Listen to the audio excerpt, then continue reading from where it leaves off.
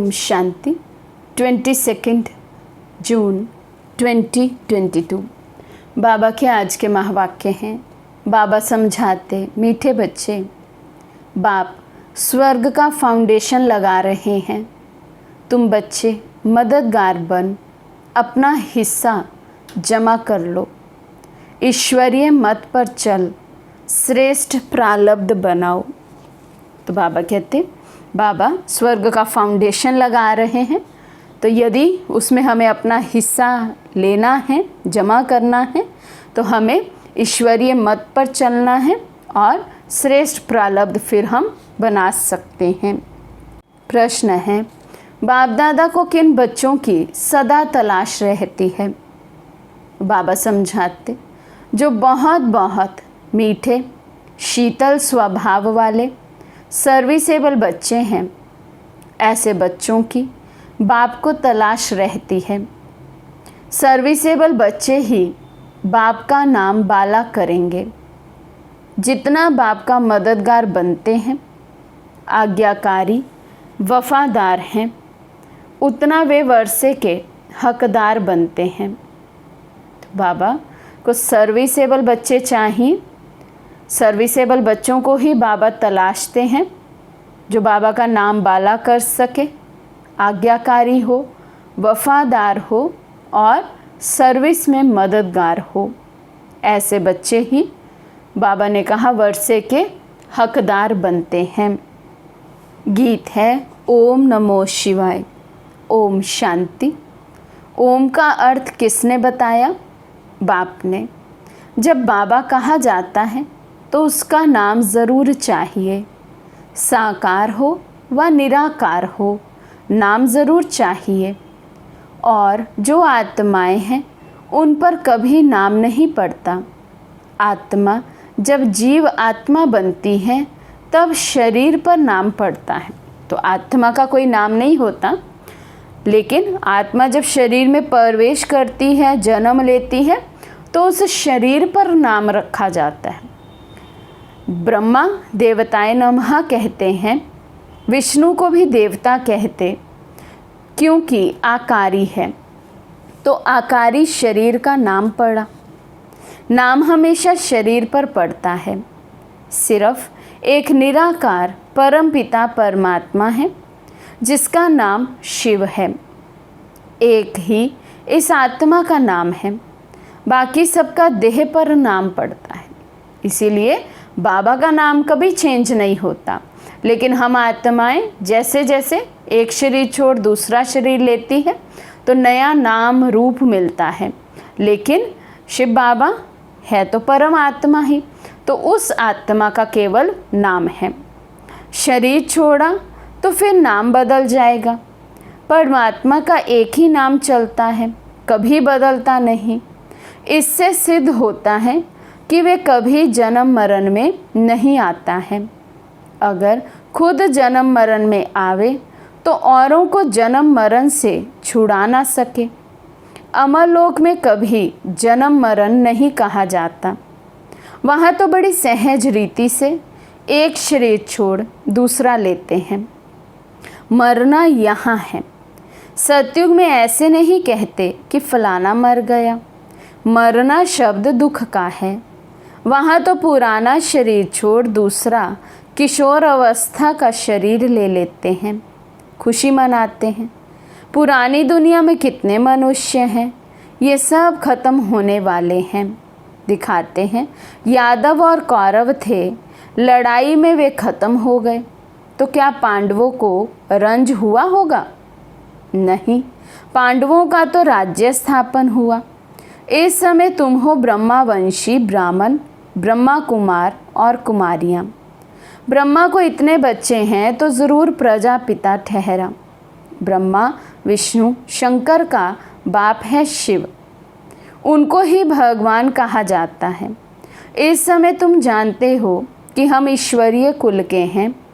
हम बाबा के साथ बाबा के घर निर्वाण धाम में जाने वाले हैं। बाबा आया हुआ है, उनको साजन भी कहा जाता है, परंतु एक्यूरेट संबंध में वे बाप है क्योंकि वर्षा सजनियों को नहीं मिलता है, वर्षा बच्चे लेते हैं। तो बाप कहना राइट है। बाप को भूल जाने से ही मनुष्य नास्तिक बने हैं। कृष्ण के चरित्र गाए जाते हैं, परंतु कृष्ण का चरित्र तो कोई है नहीं। भागवत में कृष्ण के चरित्र हैं, लेकिन चरित्र होना चाहिए शिव बाबा का। भागवत में जो कथा कहानियाँ हैं, पाठ तो वो बजाया शिव बाबा ने, लेकिन बाबा कहते चरित्र लिख दिए, अर्थात वो कथा कहानियाँ लिख दी जैसे श्री कृष्ण ने वो पाठ बजाया हो, लेकिन पाठ बजाने वाले तो शिव बाबा हैं। तो बाबा कहते वह भी बाप टीचर सतगुरु है, इसमें चरित्र की क्या बात है। कृष्ण के भी चरित्र नहीं हैं, वे भी बच्चा है। जैसे छोटे बच्चे होते हैं, बच्चे हमेशा चंचल होते हैं तो सभी को प्यारे लगते हैं। कृष्ण के लिए जो दिखाते हैं कि मटकी फोड़ी, ऐसा तो कुछ भी है नहीं। शिव बाबा का क्या चरित्र है, वे तो तुम देखते हो कि पढ़ाकर पतित से पावन बनाते हैं। कहते हैं भक्ति मार्ग में मैं तुम्हारी भावना पूरी करता हूँ, बाकी यहाँ तो मैं पढ़ाता हूँ। इस समय जो मेरे बच्चे हैं वही मुझे याद करते हैं और सबकी याद को भूल एक बाप की याद में रहने का प्रयत्न करते हैं। ऐसे नहीं कि मैं सर्वव्यापी हूँ, मुझे जो याद करते हैं मैं भी उनको याद करता हूँ। अब बाबा कहते हैं यहाँ याद के उसमें कहें तो गिव एंड टेक का रिलेशन है।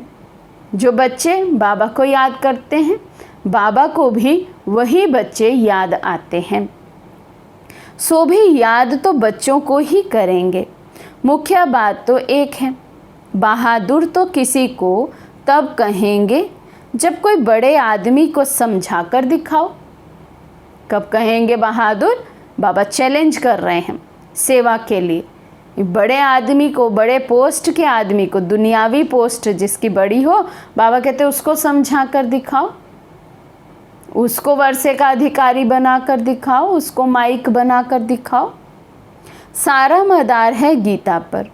गीता निराकार परम पिता परमात्मा की गाई हुई है, ना कि मनुष्यों की। भगवान को रुद्र भी कहा जाता है, कृष्ण को रुद्र नहीं कहेंगे। रुद्र ज्ञान यज्ञ से ही विनाश ज्वाला निकली है। कई लोग परमात्मा को मालिक कहकर याद करते हैं, कहते हैं उस मालिक का नाम नहीं है। अच्छा, भला वे मालिक कहाँ हैं? क्या वे विश्व का, सारी सृष्टि का मालिक है? परमपिता परमात्मा तो सृष्टि का मालिक नहीं बनता है। सृष्टि का मालिक तो देवी देवता बनते हैं। परमपिता परमात्मा तो ब्रह्मांड का मालिक है। ब्रह्म तत्व बाप का घर तो हम बच्चों का भी घर है। ब्रह्मांड है बाप का घर, जहाँ आत्माएं अंडे मिसल दिखाते हैं। ऐसे कोई है नहीं। हम आत्माएं ज्योतिर्बिंदु वहाँ निवास करती हैं। फिर ब्रह्मांड से हम नीचे उतरते हैं पाठ बजाने के लिए। हम एक दो के पिछाड़ी आते रहते हैं। झाड़ वृद्धि को पाता रहता है। बाबा है बीज रूप। फाउंडेशन देवी देवताओं का कहें व ब्राह्मणों का कहें, ब्राह्मण बीज डालते हैं। ब्राह्मण ही फिर देवता बन राज्य करते हैं। अब हमारे द्वारा शिव बाबा फाउंडेशन लगा रहे हैं। डिटिज्म अर्थात स्वर्ग का फाउंडेशन लग रहा है। जितना जो मददगार बनेंगे उतना वे अपना हिस्सा लेंगे। फाउंडेशन डल रहा है, इमारत खड़ी होनी है। इस फाउंडेशन में बाबा कहते जो जितना मददगार बाबा का बनेगा उतना ही फिर वे उस बिल्डिंग में शेयर होल्डर होगा, अपना हिस्सा लेंगे। नहीं तो सूर्यवंशी कैसे बने? अभी तुम वे ऊंच प्रारब्ध बना रहे हो। हर एक मनुष्य पुरुषार्थ से प्रारब्ध बनाते रहते हैं। प्रारब्ध बनाने लिए अच्छा काम किया जाता है। दान पुण्य करना, धर्मशाला आदि बनाना, सब ईश्वर अर्थ ही करते हैं, क्योंकि उनका फल देने वाला वह है। तुम अब श्रीमत पर पुरुषार्थ कर रहे हो, बाकी सारी दुनिया मनुष्य मत पर पुरुषार्थ कर रही है, सो भी आसुरी मत है। ईश्वरीय मत के बाद है दैवी मत, फिर हो जाती है आसुरी मत। अब तुम बच्चों को ईश्वरीय मत मिलती है। बाबा मम्मा भी उनकी मत से श्रेष्ठ बनते हैं। कोई मनुष्य देवताओं जैसे श्रेष्ठ हो ही नहीं सकते। देवताओं को श्रेष्ठ बनाने वाला कौन? यहाँ तो कोई श्रेष्ठ है नहीं। श्री श्री है ही एक वही, सबसे ऊंचते ऊंच बाप टीचर सतगुरु है। वही फिर श्री लक्ष्मी नारायण बनते हैं। भल राम को भी कहते हैं श्री सीता श्री राम, परंतु उनके पिछाड़ी ऐड हो जाता है क्षत्रिय चंद्रवंशी। वे लक्ष्मी नारायण तो 16 कला संपूर्ण सूर्यवंशी देवता कुल हुआ, और राम सीधा 14 कला चंद्रवंशी। 2 कला कम हुई है ना, सो तो होना ही है ज़रूर। मनुष्य ये नहीं जानते हैं कि सृष्टि की गिरती कला होती है। 16 कला से 14 कला हुई तो डिग्रेड हुई ना। इस समय तो बिल्कुल डिग्रेड है। ये है रावण संप्रदाय। रावण राज्य है ना। रावण मत को कहा जाता है आसुरी मत। सब पतित हैं। पावन कोई इस पतित दुनिया में नहीं हो सकता। भारतवासी जो पावन थे वही फिर पतित बने हैं। फिर उन्हों को ही मैं आकर पावन बनाता हूँ। पतित पावन कृष्ण नहीं गाया जाता है, ना चरित्र की बात है। पतित पावन एक परमात्मा को ही कहेंगे। पिछाड़ी में सब कहेंगे अहो प्रभु, आपकी गतमत न्यारी है। आपकी रचना को कोई नहीं जानते, सो तो अब तुम जान गए हो। ये ज्ञान है बिल्कुल नया। नई चीज़ जब निकलती है तो पहले थोड़ी होती है, फिर बढ़ती जाती है। तुम भी पहले एक कोने में पड़े थे, अब देश देशांतर वृद्धि को पाते रहेंगे। जब यज्ञ शुरू हुआ तो बाबा कहते जैसे थोड़े से बच्चे थे तो एक कोने में पड़े हुए थे, लेकिन धीरे धीरे यज्ञ वृद्धि को पाया, अनेक आत्माओं तक बाबा का संदेश गया। तो बाबा कहते अब कैसा है, जैसे कि देश देशांतर में वृद्धि होती जा रही है। राजधानी स्थापन ज़रूर होनी है।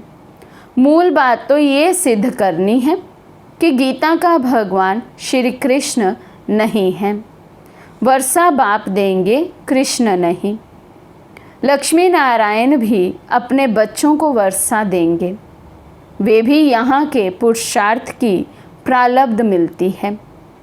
सतयुग त्रेता में बेहद का वर्षा है। गोल्डन सिल्वर जुबली मनाते हैं। यहाँ तो एक दिन मनाते हैं, हम तो 1250 वर्ष गोल्डन जुबली मनाते हैं।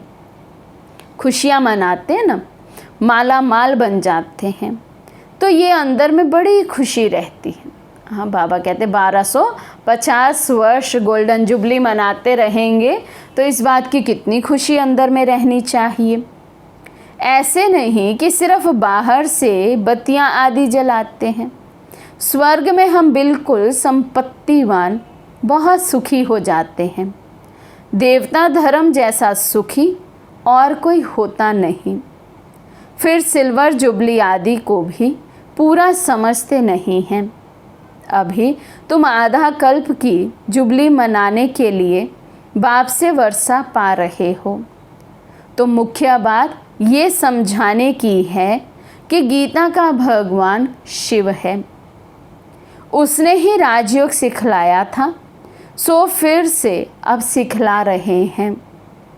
सिखलाते भी तब हैं जब राजाई है नहीं। प्रजा का प्रजा पर राज्य है। एक दो की टोपी उतारने में देरी नहीं करते हैं। तुम बच्चे उनकी मत पर चलने से सुख धाम के मालिक बनेंगे। ऐसे बहुत हैं जो ज्ञान को पूरा धारण करते नहीं, परंतु सेंटर पर आते रहते हैं। अंदर दिल बित बित करती कि एक बच्चा पैदा कर दें। माया की टेम्पटेशन होती है कि शादी कर एक बच्चे का सुख ले लेवें। अरे गारंटी थोड़ी है कि बच्चा सुख ही देगा। 2-4 वर्ष में बच्चा मर जाए तो और ही दुखी हो पड़ेंगे। आज शादमाना करते हैं, कल चिता पर चढ़ते तो रोना पीटना पड़ता है। ये है ही दुख धाम। देखो खाना भी कैसे खाते हैं। तो बाप समझाते हैं कि बच्चे ऐसी आशाएं नहीं रखो, माया के तूफान में ले जाएगी, झट विकार में गिरा देगी, फिर आने में भी लज्जा आएगी।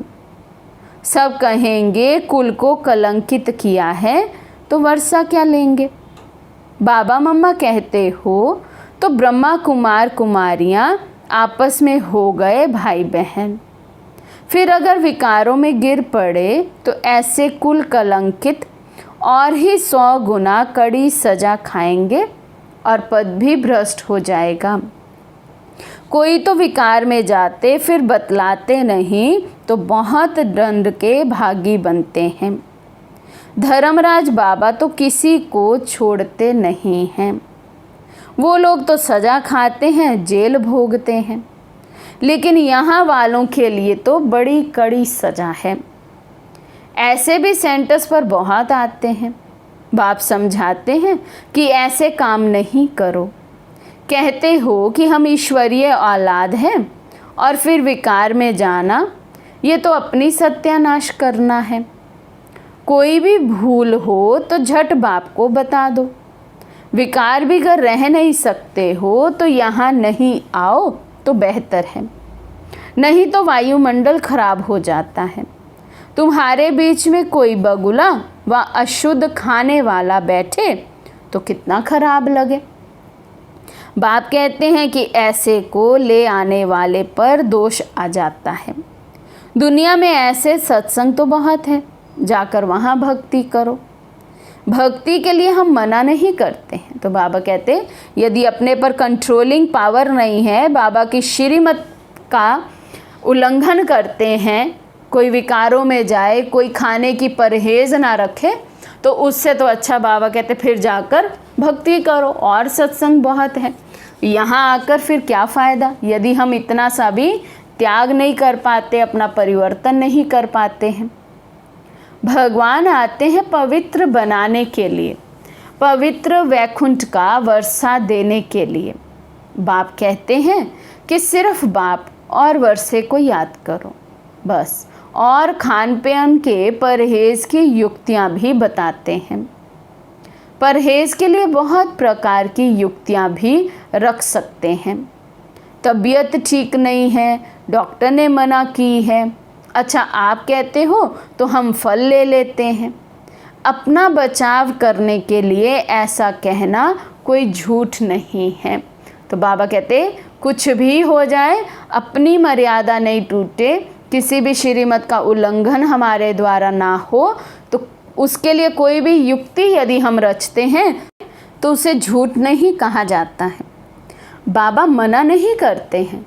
ऐसे बच्चों की तलाश में बाबा है जो बिल्कुल मीठे हों, कोई पुराना स्वभाव नहीं होना चाहिए, सर्विसेबल, वफादार, फरमानबरदार हो।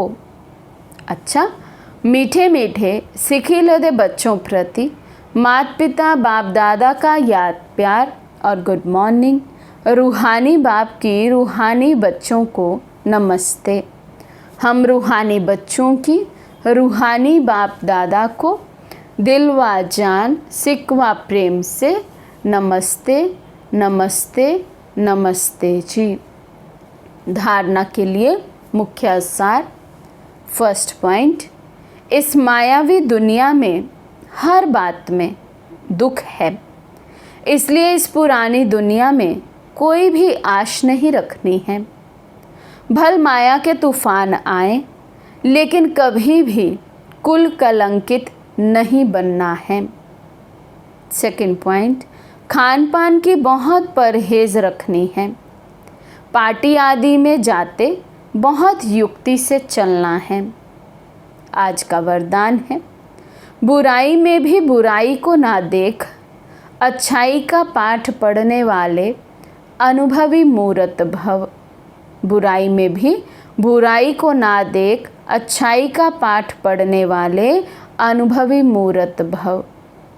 चाहे सारी बात बुरी हो, लेकिन उसमें भी एक दो अच्छाई ज़रूर होती है। पाठ पढ़ाने की अच्छाई तो हर बात में समाई हुई है कि क्योंकि हर बात अनुभवी बनाने के निमित्त बनती है। धीरज का पाठ पढ़ा देती है। दूसरा आवेश कर रहा है और आप उस समय धीरज व सहनशीलता का पाठ पढ़ रहे हो, इसलिए कहते हैं जो हो रहा है वे अच्छा, और जो होना है वे और अच्छा। अच्छाई उठाने की सिर्फ बुद्धि चाहिए। बुराई को ना देख, अच्छाई उठा लो तो नंबर 1 बन जाएंगे। स्लोगन है, सदा प्रसन्नचित्त रहना है तो साइलेंस की शक्ति से बुराई को अच्छाई में परिवर्तन करो। सदा प्रसन्नचित्त रहना है तो साइलेंस की शक्ति से बुराई को अच्छाई में परिवर्तन करो। अच्छा, ओम शांति।